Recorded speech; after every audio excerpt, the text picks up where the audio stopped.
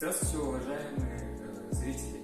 Сегодня наша команда Гринсал, а именно Ергозин Данял и Кумаров Синамар, хотим представить наш проект, созданный в рамках программы NXplorers, направленный на решение глобальных проблем, связанных с водой, едой и энергией. Наш проект тесно связан с актуальными проблемами энергии во всем мире и пересекается с проблемами переработки и сортировки мусора в Казахстане. На первом этапе нашего проекта мы поставили несколько целей, на основе которых мы проведем исследование. Изучить проблему переработки мусора в республиканском масштабе, а именно в Казахстане, оценить актуальность угрозы несортировки мусора и рассмотреть возможности нашей команды для решения данной ситуации. Для того, чтобы изучить проблему сортировки мусора, мы должны сначала понять, что из себя представляет эта сортировка мусора. Это разделение и классификация отходов по их происхождению с учетом их пригодности к переработке или же к вторичному использованию. Существует классификация мусора по степени опасности и вреда. К первому классу относятся ртутные, люминесцентные, кварцевые лампы, также конденсаторы.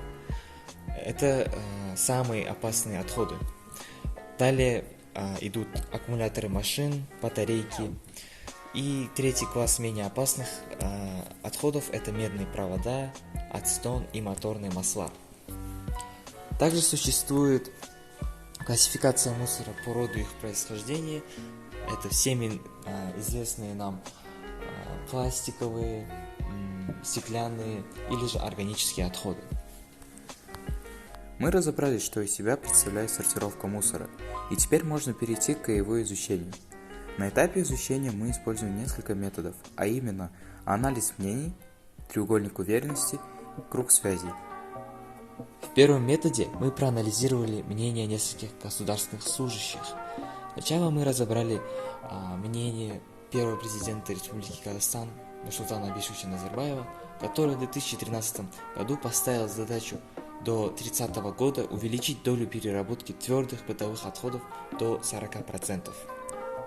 Второе мнение принадлежит заместителю председателя Сената парламента Сергею Громову, который в 2016 году заявил, что регенерируемые отходы на сумму около 60 миллиардов тенге в год подвергаются захоронению на полигонах. Третья точка зрения принадлежит начальству Минэнерго, которое утверждает, что за 2018 год ни один из более чем 3500 полигонов, кроме столичного, не соответствовал нормам санитарно-экологическим стандартам. Из этого можно сделать вывод, что на территории Республики Казахстан присутствует обширная и опасная проблема, связанная с переработкой мусора. И исходит она из-за низкого количества сортировки отходов, что сильно вредит экологии воздуха, грунтовых вод и балансу экосистем. На методе треугольник уверенности мы анализируем, какой вклад вносят исполнительные лица тех или иных компаний, а также какой вклад внесем в будущем мы с помощью нашего проекта. Например, Шинбулат Байкулов, руководитель ассоциации Казвейст, куда входят более 50 организаций и индивидуальных предпринимателей, занимающихся сортировкой и переработкой отходов.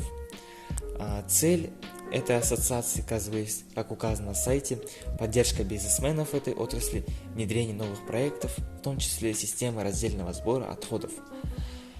Ну а мы, в свою очередь, с помощью нашего сортировочного аппарата будем в будущем несем его в школу или в наш местный район, чтобы проверить и далее проанализировать, какой же вклад вносит сортировка мусора в нашем районе. В заключительном методе «Круг связей» мы ищем взаимосвязь в причинах и последствиях данной проблемы. Из этого мы делаем выводы и ищем меры, которые мы можем предпринять. Наша проблема заключается в загрязнении экологии страны, и одной из причин является несоответствие мусорных полигонов их санитарно-экологическим нормам. Это в свою очередь исходит из-за несортировки перерабатываемых отходов. И верхушкой всех этих причинно-следственных связей является отсутствие серьезных мер и поддержки государства для решения данных проблем.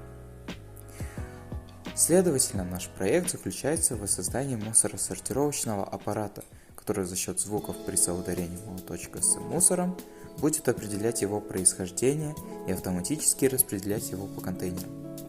А больше о нашей разработке вы уже узнаете на этапе создания. Наш проект не будет решать последствия этих проблем, а сразу будет искоренять источник данных проблем. Такого лозунга придерживается наша команда.